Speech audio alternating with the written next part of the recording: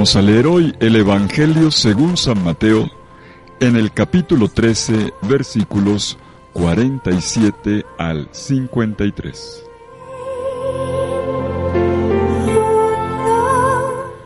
En aquel tiempo, dijo Jesús al gentío: el reino de los cielos se parece también a la red que echan en el mar, y recoge toda clase de peces. Cuando está llena, la arrastran a la orilla, se sientan y reúnen los buenos en cestos, y los malos los tiran.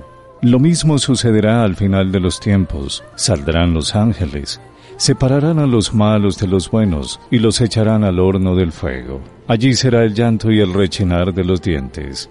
¿Han entendido todo esto? Ellos le responden: sí. Él les dijo: pues bien, un escriba que se ha hecho discípulo del reino de los cielos es como un padre de familia que va sacando de su tesoro lo nuevo y lo antiguo. Cuando Jesús acabó estas parábolas, partió de allí. Palabra del Señor. Gloria a ti, Señor Jesús. Llegamos a la última parte del discurso con el que Jesús dirige a la multitud y a los discípulos el anuncio del reino de los cielos, y que ha ocupado gran parte del capítulo 13 del Evangelio según San Mateo.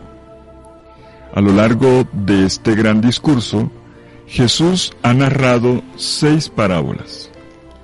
La primera, la del sembrador; la segunda, la del trigo y la cizaña; la tercera, la del grano de mostaza; la cuarta, la de la levadura; la quinta, la del tesoro; y la sexta, la de la perla. Llegamos hoy a la séptima y última parábola sobre el reino de los cielos en Mateo 13, y también a su conclusión. La última parábola se distingue por el hecho de que se expresa con imágenes tomadas del mundo de la pesca. Vamos por un momento al mar, a la playa, y observemos lo que hacen los pescadores. Jesús, en pocas palabras, describe la actividad del pescador al final de la faena. Él que con una red barredera arrojada a lo largo del lago de Genesaret se ha permitido recoger todo tipo de peces. La ha jalado hasta la orilla, ya llena, inflada de peces, y enseguida, ya sentado a la orilla, tiene lugar la selección, la tarea de la selección de los diversos peces que han venido atrapados en la atarraya.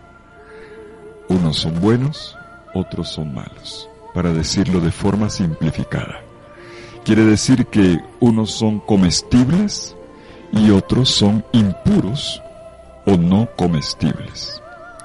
Los primeros son puestos en grandes cestas, en canastos, y los otros sencillamente son arrojados de vuelta al mar. Y lo primero que nos llama la atención observando esta escena es que esto es un trabajo, pero al mismo tiempo todo un arte. Y hoy lo vamos a denominar el arte del discernimiento.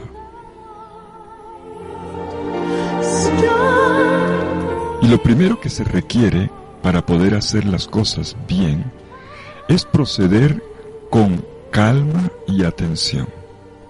Implica sacar tiempo, sentarse, no apresurarse, y proceder para la selección de los pescados con mucha calmita y con mucho cuidado, con mucha observación. Es un arte entonces que se practica con paciencia. ¿Saben una cosa? Ya con esto tendríamos una gran lección. Hay que dar tiempo para las cosas fundamentales de la vida. Tiempo para pasar por el sedazo, sentimientos, pensamientos, emociones, deseos, sueños, proyectos, para llamar cada cosa por su nombre, para ponderarla en su verdadero valor y para saber qué me conviene y qué no. En pocas palabras, lo bueno y lo malo, como dice el Evangelio de hoy. El discernimiento se lleva a cabo solamente tomando tiempo, cuidando las disposiciones del corazón y dando pasos, pasito a pasito. No se puede ser superficial ni distraído. Esto lo aprendemos del arte de la pesca. Todo comienza con el sacar tiempo, sentarse y ejercitar la atención, siempre con la fuerza de la paciencia. Bueno, esto es lo primero que nos enseña, así a primera vista, esta séptima y última parábola del capítulo 13 de Mateo. Y podríamos sacar muchas más interpretaciones. Pero aquí es fundamental la interpretación que da el mismo Jesús. ¿Cómo lo explicó Jesús? Miremos el versículo 49. Jesús hace una relectura alegórica, como eso también de las parábolas de la semilla, la del sembrador y la del trigo y la cizaña, luego la explica, pero ya no en forma de parábola, sino en forma de alegoría, es decir, donde cada elemento tiene un valor simbólico. Dice Jesús: así sucederá al fin del mundo. Saldrán los ángeles y separarán los malos de entre los buenos.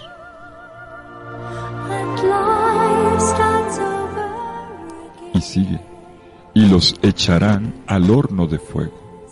Allí será el llanto y el rechinar de dientes.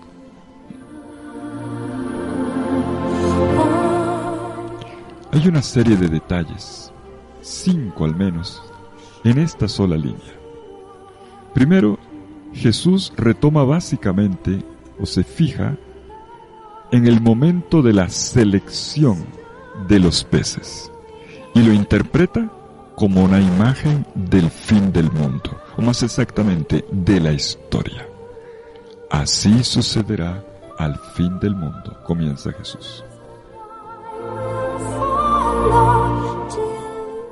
Luego habla de una separación, de un discernimiento. Discernir implica separar, distinguir. Y entonces esta separación tiene un matiz. Cuidado para que no caigamos en moralismos. Dice que los malos son sacados de entre los buenos. No dice, como dirá en otra parábola, la del capítulo 25, a la derecha unos y a la mala otros, y entonces vemos el mundo partido en dos, en buenos y malos. No dice así. Dice, los malos son sacados de en medio de los buenos. El discernimiento de lo malo se hace dentro de lo bueno, está metido ahí. No es como uno se imaginaría, que hay un montón de gente mala y de allí el Señor rescata a los buenos. No. Los malos están conviviendo en medio de los buenos, quienes son la mayoría, los buenos. Y es ahí dentro donde también hay maldad. Y allí son discernidos, y luego con una imagen terrible, eso sí, terrible, son llevados al horno de fuego, que es lugar de angustia. Hay una depuración, una purificación. Y el horno de fuego indica aquí angustia, frustración, mejor dicho, vida fracasada, te tiraste la vida. Y esto se representa todavía más en otra imagen, cuando dice, allí será el llanto y el rechinar de dientes. Es imagen de una frustración. Tercer detalle, la separación no ocurre ahora, ocurre al final de la historia, el día del juicio, y será una tarea de Dios y de nadie más. Nosotros no somos los jueces. Si en el presente, como dijo Jesús en el Sermón de la Montaña, en 5:45 de Mateo, dice, el Padre hace salir su sol sobre malos y buenos. Esta es la realidad presente. Y lo hace porque es paciente y misericordioso, y no quiere que ninguno se pierda, sino que se convierta, como dice la segunda carta de Pedro 3:9. Si esto es así, ¿quiénes somos nosotros para erigirnos como jueces de los demás? Cuarta idea. Esta imagen del juicio final, el juicio final nos da una perspectiva, nos coloca en un punto de observación privilegiado y que tiene implicación para nosotros. Sugiere al oyente, a ti y a mí, dos cosas. Por una parte, la gravedad y la seriedad de la situación, o sea, de la vida. La vida uno tiene que tomársela en serio. Cada día es muy importante. No se juega con la vida, no se desperdicia la vida. Y por otra parte, precisamente por esto que estamos diciendo, es urgente e indelegable la toma de decisiones responsables por parte de cada persona en el hoy histórico. Todos tenemos cada día una responsabilidad individual en todo lo que decimos, en todo lo que hacemos, en todo lo que emprendemos. Y quinto y último, quinto detalle, frente al reinar de Dios, que se ha manifestado en la persona y en el ministerio de Jesús de Nazaret, aquí viene entonces la gran decisión. Hay que hacer una toma de decisiones. Y estas tienen que ver con una orientación de la propia vida sobre la senda del Maestro de Nazaret, que es la ruta de la vida. Elige la vida, viene diciendo la Biblia desde el comienzo.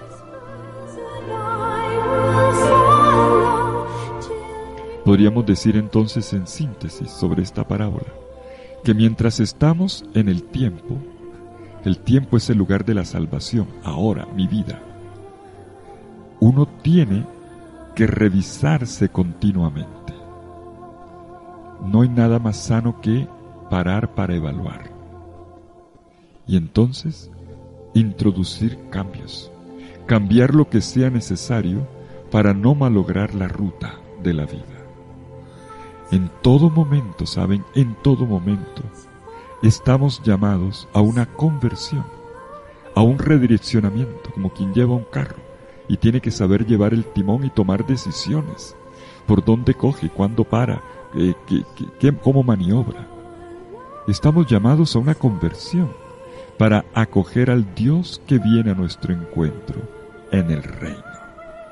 Como bien recuerdan las palabras del gran San Agustín, en el último día, muchos que pensaban que estaban dentro se darán cuenta de que están fuera, y muchos que pensaban que estaban fuera resultarán dentro.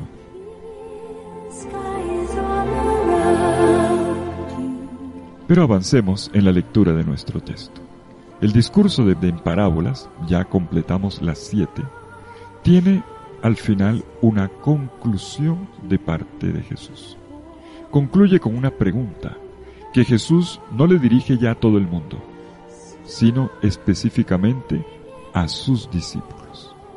Los interroga sobre la comprensión de todas estas cosas, o sea, la comprensión, que significa la acogida, la incorporación en el corazón, la asimilación. Comprender no es lo mismo que entender. Yo puedo entender las lecciones y no hacer nada. Significa meterla adentro, comprender, prender y meter conmigo. ¿Han ustedes comprendido los misterios del reino de los cielos? ¿Los han metido dentro? ¿Y esto que se ha enseñado y se ha transmitido a través de parábolas? Y la respuesta de los discípulos es afirmativa: sí.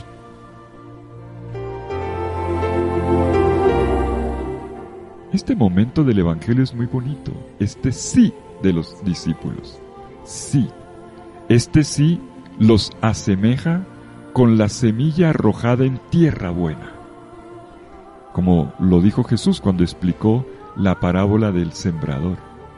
Tierra buena es aquel que escucha la palabra de Dios y la comprende, y la retiene, y la hace germinar en la tierra de su propia vida.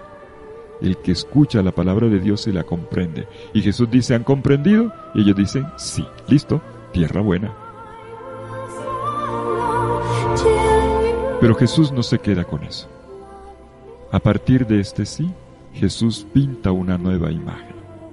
Completa esta nueva situación de sus discípulos, tierra buena, con la última imagen, la de un padre de familia.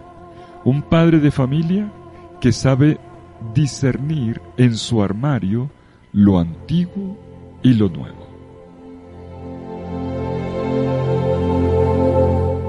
Un seguidor de Jesús es un discípulo del reino. No es simplemente una persona que está en la escuela aprendiendo cosas, no, de Jesús, y lo que Jesús enseña y actúa es el reino. Y entonces Jesús, miren cómo lo ilustra, hace referencia a un maestro de la ley, un rabino, un maestro de la ley judío, que ha hecho una conversión, que ha dado un giro en su vida. Un maestro que se ha hecho discípulo. Un maestro de la ley que se ha convertido en discípulo no de la Torá, no de la ley, sino del reino, dentro de la cual la ley ha encontrado cumplimiento. Y esta imagen refleja el contexto original de la comunidad de Mateo. La comunidad de Mateo era una comunidad enraizada en la tradición hebrea. Por eso se nos vienen dando tantos detalles muy hebreos, como por ejemplo en 5:17, yo no he venido a abolir la ley y los profetas sino a darles cumplimiento. Esto no lo entiende sino un hebreo, y no le interesa especialmente sino a él, en primer lugar. Por eso no es raro que se hable aquí de un maestro judío cuya conversión, en este caso no es moral, no es pasar de malo a bueno, sino pasar de una situación anterior de caminar con el pueblo de Dios en su primera etapa, a comprender la plenitud de los tiempos en la persona de Jesucristo, y hacerse entonces ahora discípulo del reino, o mejor, de Jesús, quien es el reino de Dios en persona. Notemos el giro. Un maestro que se hace discípulo. Qué importante esto, que nos creemos generalmente maestros y queremos estar dándole lecciones a todo el mundo. Somos discípulos. Un maestro que se hace discípulo. Uno que viene de la antigua tradición hebrea y que entra en la novedad del reino proclamado por Jesús. Y lo hace sin ruptura, ante todo en continuidad. Para decirlo en términos sencillos, es el Antiguo Testamento que tiene su plenitud en el Nuevo. Ahora bien, si se habla de antiguo y de nuevo, no hay simple continuidad, también hay una discontinuidad. Hay cosas antiguas que no se anulan. Más exactamente, lo nuevo es expresión hoy de lo antiguo, el hoy de lo antiguo, y lo antiguo es el fundamento de lo nuevo. No es lo mismo lo antiguo que lo nuevo. Lo uno asimila a lo otro. Miren ustedes qué bonita esta dialéctica. Y este principio del nova et vetera, como decíamos antes en latín, de lo antiguo y lo nuevo, que son diferentes pero al mismo tiempo hacen una transición, hay una continuidad y una discontinuidad. Esto vale para la lectura de la Biblia. Si aquí se habla de un maestro de la Torá que se hace discípulo del reino, no se pierde de vista que hay una enseñanza sobre la manera de leer la Escritura. El Antiguo Testamento está releído y actualizado en el Nuevo, y al mismo tiempo, por las mismas palabras evangélicas que deben ser retomadas en cada tiempo de una manera nueva. Nueva también hoy tiene valor el Antiguo Testamento. De esta manera, Jesús le confía a sus discípulos la gran responsabilidad de interpretar las Sagradas Escrituras a la luz del reino vivido y anunciado por Él. Como dice, permítame que lo cite, como bien dice San Pablo en Colosenses, capítulo 2, versículo 3. En Cristo están escondidos todos los tesoros de la sabiduría de Dios. Podríamos entonces decir de manera general que con esta enseñanza se deja entender que un discípulo de Jesús, un discípulo del reino, ejercita una sabiduría especial al saber distinguir y al mismo tiempo integrar lo nuevo y lo antiguo.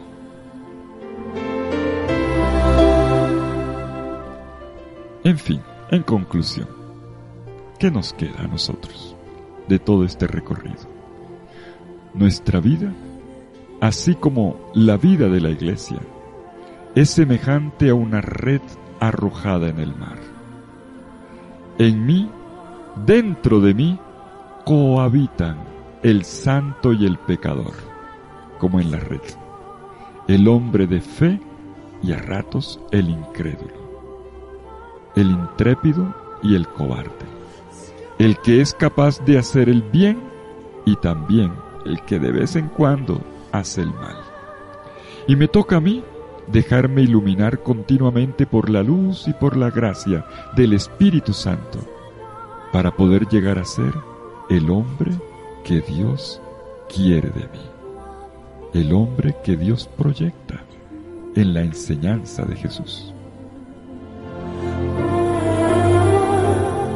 Y en el tesoro de nuestro corazón hay cosas nuevas y antiguas que custodian su preciosidad. Ay de uno si piensa que el valor solo reside en la repetición rígida de un pasado. Pero también hay de uno si piensa que solo lo nuevo tiene derecho de existir. Tampoco. Lo nuevo no suplanta definitivamente lo viejo, sino que lo lleva a cumplimiento. Ni lo viejo puede impedirle a lo nuevo que aporte toda su frescura y su capacidad de leer las cosas desde una perspectiva diferente. Es propio de la sabiduría reconocer el bien, no importa de dónde venga, conscientes de que no hay tiempo ni lugar preciso para establecer lo que sin duda es bueno. Lo que existe siempre, escúchame, lo que existe siempre, y tú lo tienes a la mano, es un corazón dócil, un corazón que sabe discernir, que responsablemente sabe distinguir lo que conviene y lo que no conviene, lo que es de Dios y lo que no es de Dios, lo nuevo y lo antiguo, todo al mismo tiempo. Un corazón sabio, que se deja volver sabio precisamente en este ejercicio. O mejor, un corazón dócil, que se deja educar por el Señor, no importa de qué pueblo seas o en qué tiempo estés. ¿Qué es entonces lo que hace de cada uno de nosotros un escriba convertido al reino de los cielos? Esto, la capacidad de permanecer anclados al Evangelio de Jesucristo y la buena disposición para poner en diálogo realidades que a primera vista a veces parecen irreconciliables. Te dejo la tarea.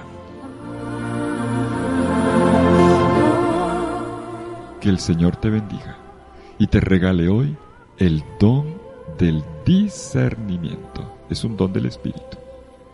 El Señor te bendiga en el nombre del Padre, y del Hijo, y del Espíritu Santo. Amén. Feliz día.